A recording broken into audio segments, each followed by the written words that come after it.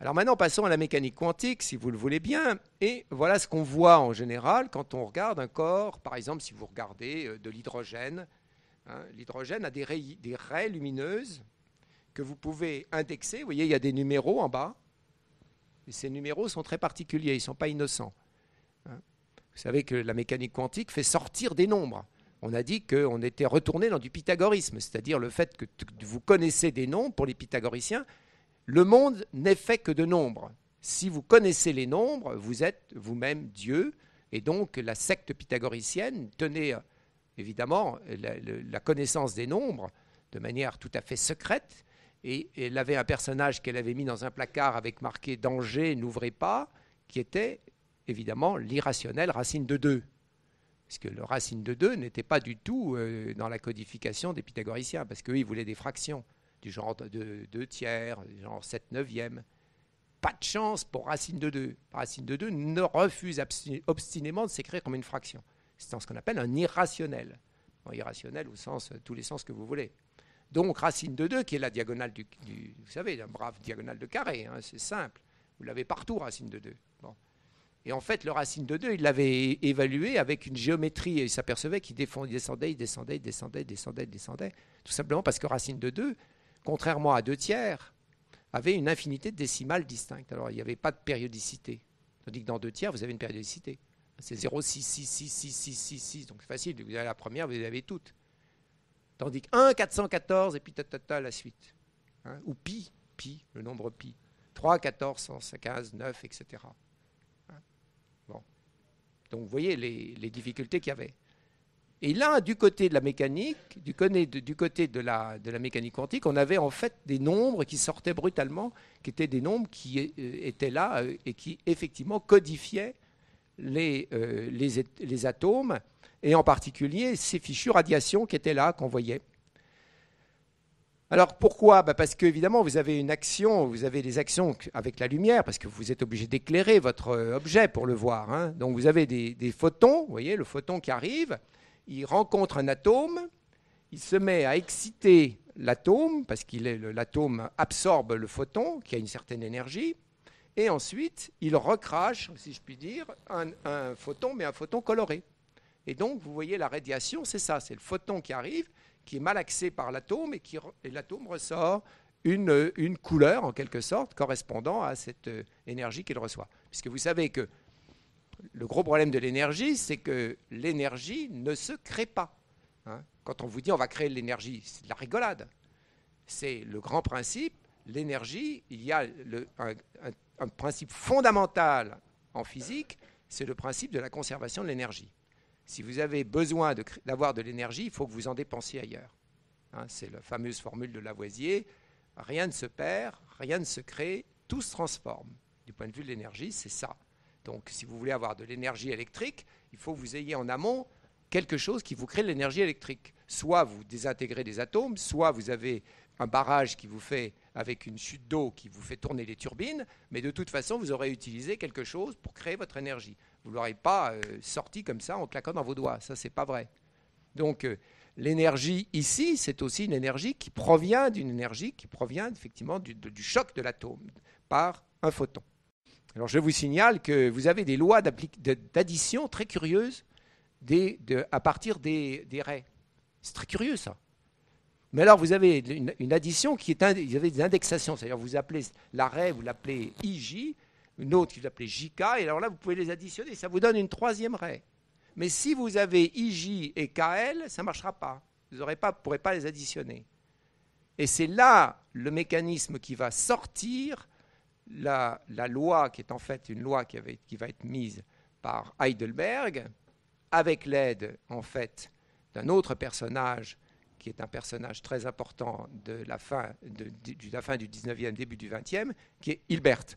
Parce que c'est en fait un calcul qu'on connaît bien, qui est un calcul qui avait été mis en place par le personnage à barbe et petites lunettes, qui est le mathématicien, pendant que le physicien qui est à côté, qui est Heisenberg, a dit « Ah mais c'est bizarre, qu'est-ce que tu en penses ?» Et Hilbert a dit « T'inquiète pas, c'est dans mes papiers, regarde. » Et à partir de là, on a donc regardé du point de vue des calculs, un nouveau calcul qui est apparu, qui a donné lieu à une théorie, qui est donc la théorie de la mécanique quantique, qui est purement algébrique, c'est-à-dire contrairement aux petits calculs que vous pouvez imaginer, c'est-à-dire des calculs de variation, des choses comme ça c'était mis de côté. Donc vous avez d'une part, avec l'invariance de la vitesse de la lumière et la nouvelle géométrie d'Einstein, vous avez les tenseurs qui sortent, grosse mécanique algébrique. Et puis de l'autre côté, vous avez dans la mécanique quantique toute une série de calculs qui vont sortir et qui font des choses très étranges parce que, en fait, ça devient un dictionnaire. Ce qui se passe dans la nature, vous pouvez le transférer sous forme d'un dictionnaire, c'est-à-dire ce qui se passe. Vous mesurez la vitesse, c'est ce qu'on appelle un opérateur. Vous mesurez la position, c'est un autre opérateur. Les deux opérateurs ne commutent pas, c'est-à-dire que AB n'est pas égal à BA. C'est des histoires d'algèbre, ça. C'est bizarre quand même. AB n'est pas égal à BA, tout le monde aurait dit 2 fois 4 est bien égal à 4 fois 2. Ça a toujours fait 8, donc bien. Mais là, c'est une algèbre étrange qui fait que ça ne commute pas. Quelle est la transposition de l'autre côté? Vous ne pouvez pas savoir avec la même précision là où se trouve une particule et quelle est sa vitesse. Si vous savez très bien où est la particule, vous pouvez oublier la vitesse. Si vous savez exactement sa vitesse, vous ne savez pas trop où elle est. Et ça, c'est dû simplement à un phénomène qui est le phénomène de commutation. Donc vous voyez l'étrangeté qu'il peut y avoir, et puis vous avez d'autres étrangetés, enfin dans la mécanique quantique, je ne vais pas rentrer dans les détails, mais ce sont ces deux personnages qui ont donné lieu à cette nouvelle algèbre, ce nouveau calcul, si vous voulez, qui est fondamental, c'est-à-dire pas de mécanique quantique si vous n'avez pas d'outils algébriques. Alors évidemment, les spécialistes d'analyse se sont vengés. Alors c'est lui, là, c'est Schrödinger qui s'est vengé. Il a pris l'équation. Alors si vous voyez, une petite équation qui est en dessous, qui est assez Schrödinger. Voilà, cette équation-là, je vous signale, nous gouverne complètement. C'est-à-dire, elle vous explique tout ce qui se passe dans la matière. Ce qui est étrange. Évidemment, c'est pas trop la résoudre. On la regarde comme ça, on fait des petits trucs. Mais en fait, c'est une énigme, cette équation. Et en fait, c'est de nouveau le petit père Hilbert qui lui a dit « Mais attends, tu sais, si tu as ce calcul-là, tu as une équation différentielle. » Et c'est très curieux parce que Poincaré avait dit de toute façon, toute science doit se terminer par une équation différentielle, c'est-à-dire un truc avec des dérivés, des trucs ou des variations, des machins de variations infinitésimaux. Et là, vous avez le terminus ad quem. Ce qui pose le problème pour d'autres théories scientifiques, si vous voulez. Parce qu'une théorie scientifique, au sens d'Henri Poincaré, qui ne se termine pas par une équation différentielle, n'est pas stricto sensu une théorie scientifique. Bien, vous en avez quelques exemples. Prenez par exemple l'économie. Alors je ne peux pas m'empêcher de ne pas parler du Minet, le Minet de Schrödinger. Alors c'est une explication du paradoxe de la mécanique quantique. Prenez un petit chat, alors il y en a plein là, à Corté, il y avait tous les chats qu'on veut. Pauvre Minou d'ailleurs. Bon alors celui-là, malheureusement, il va être sacrifié pour la science. Vous mettez un petit minou dans une boîte. Vous mettez dedans, vous voyez, alors vous le mettez dans la thermos, là, il y a un élément radioactif. Vous mettez un bon petit uranium bien radioactif. Là. Bon. Il suffit d'ailleurs de prendre un morceau de granit, je vous signale, des monts d'Arrée en Bretagne. Parce qu'en discutant avec mes collègues physiciens à Paris, ils me disaient de toute façon, avec un compteur Geiger, tu te balades le long des trottoirs de Paris, ça fait un pip, pip, pip, pip, pip, pip tout du long. Parce qu'il y a c'est radioactif, ils sont tous radioactifs, les trottoirs parisiens. Il ne faut pas trop le dire, ça. Il n'y a que les physiciens qui savent ça, parce qu'ils se baladent avec leur Geiger, je ne sais pas pourquoi. Bon, enfin bref, vous avez un truc radioactif, vous avez le compteur Geiger à côté qui vous mesure le machin, et puis vous avez un petit appareil qui, quand vous aurez détecté une particule qui va effectivement provenir de cette matière radioactive, qui va déclencher un marteau, qui va casser le bocal dans lequel se trouve un poison qui va tuer le pauvre chat. Alors, le problème, vous fermez la boîte, et maintenant, pour la mécanique quantique, qu'est-ce que vous pouvez dire ? La mécanique quantique va vous dire que le chat, il est à moitié vivant, à moitié mort. Il y a un demi-chat vivant, un demi-chat mort, et tant que vous ne faites pas l'expérience d'ouvrir la boîte pour savoir s'il est vivant ou mort, vous ne pouvez pas savoir, il est à moitié vivant, à moitié mort. Et ça, c'est un phénomène très classique en mécanique quantique, c'est-à-dire vous avez deux états qui cohabitent en permanence, et c'est le paradoxe de ce qu'on appelle le chat de Schrödinger, c'est-à-dire, pauvre chat, il est coupé en deux, quoi. Il y a un bout qui est mort et le bout qui n'est pas mort. Et suivant les cas, il sera vivant ou mort. Vous allez me dire, évidemment, il suffit d'ouvrir la boîte.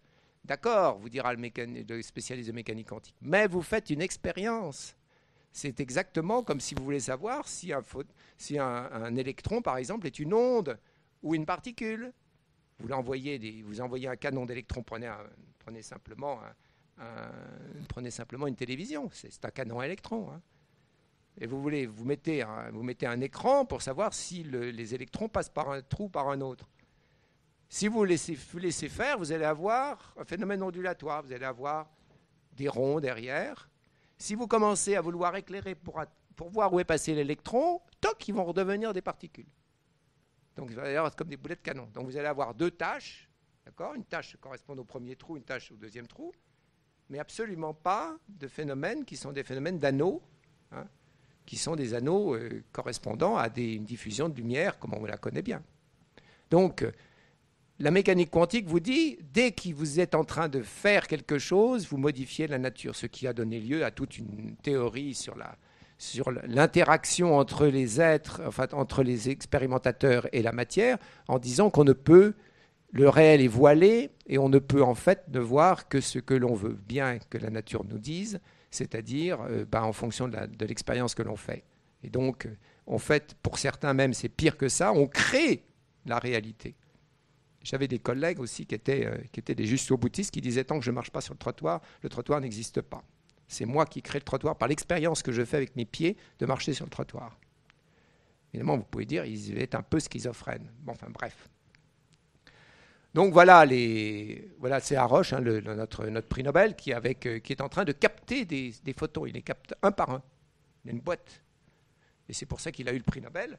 Je vous conseille de regarder. Attendez, il y a une...